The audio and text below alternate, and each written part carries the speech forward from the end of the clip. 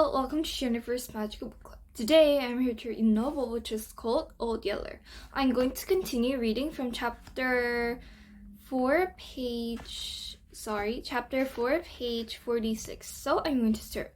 It had just come to me that I could get my gun and shoot the bulls when Congo crowded Roni up against the cart. He ran that long single horn clear under Roni's belly.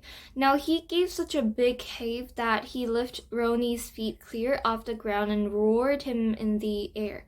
A second later, Roni landed flat on his back inside the bed of the dump cart with all 4 feet sticking up. I thought his weight would break the cart to pieces, but I was wrong. The cart was stronger than I thought. All the bull's weight did was tilted so that the wheels started rolling, and away the cart went downhill, carrying Roni with it. When that happened, Congo was suddenly the silliest looking bull you ever saw. He stood with his tail up and his head high, staring after the runaway cart. He couldn't for the life of him figure out what he'd done with the roan bull. The roaring cart rattled and banged and careened its way down the slope till it was right beside the spring. There, one wheel struck a big boulder, bouncing that side of the cart so high that it turned over and skidded to a stop. The roan bull spilled right into the spring. Water flew in all directions. Roni got his feet under him. He scrambled up out of the hole.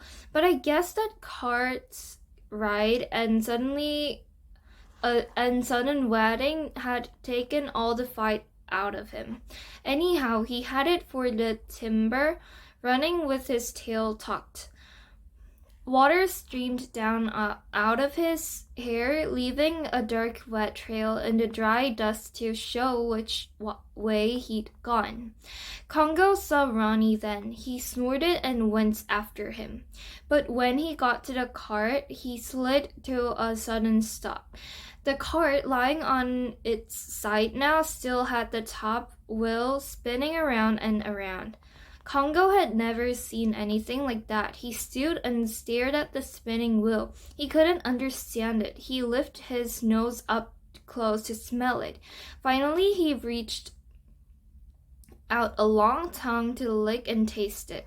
That was a bad mistake. I guess the iron tire on the spinning wheel was rough up pretty badly, and maybe had sheep's broken rock and gravel stuck to it.